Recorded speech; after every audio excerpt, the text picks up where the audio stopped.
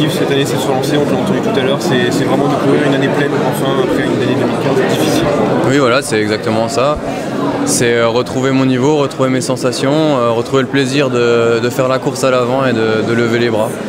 Tout simplement, l'année dernière, j'avais des grosses ambitions. Malheureusement, j'ai eu ce virus qui m'a planté toute la saison. Ça n'a été pas simple de la finir, d'essayer de rester concentré malgré tout et de continuer à s'entraîner, à courir, parce que c'était difficile d'être à l'arrière tout le temps, quoi. Mais pour le moment, là, tout va bien, même très très bien. Donc j'espère que ça va se retranscrire sur les premières courses avec des bonnes sensations et des petits résultats pour donner de l'élan pour la suite. Est-ce que tu apprends de ce genre de saison galère? Est-ce que tu as quelque chose à en retirer néanmoins? Oui, de toute façon, que ce soit les bonnes choses ou les mauvaises, il y a toujours quelque chose à retirer. Moi, je vais essayer de retirer le fait que malgré tous ces pépins, j'ai réussi quand même ponctuellement à relever un petit peu la tête de l'eau et à faire quelques résultats. Et donc ça veut bien dire que je suis quand même pas si mauvais et que je suis quand même fait pour ce métier-là. Donc avec des bons entraînements, avec pas de soucis de santé, une forme optimale, je pense que Arthur Vichot devrait revenir à son meilleur niveau, j'espère. Qu'est-ce que tu vas cibler précisément?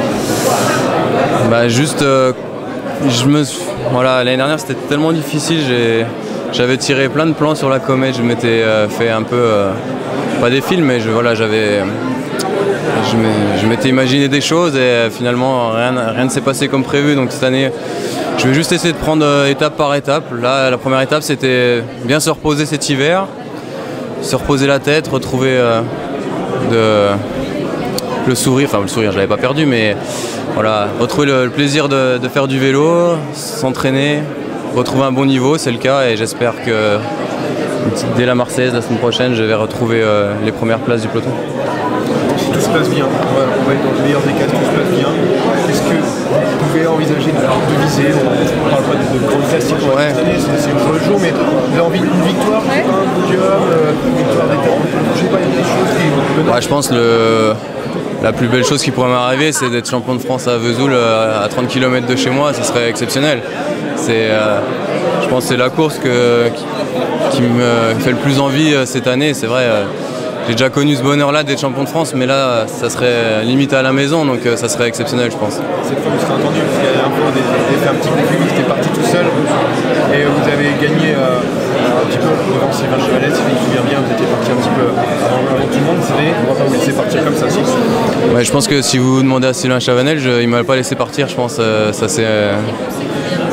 On m'a pas donné ce titre, hein, donc cette année, ça sera pareil. Je veux dire, un titre de champion de France, ça se gagne à la pédale, et cette année encore, et j'espère que je serai encore au niveau.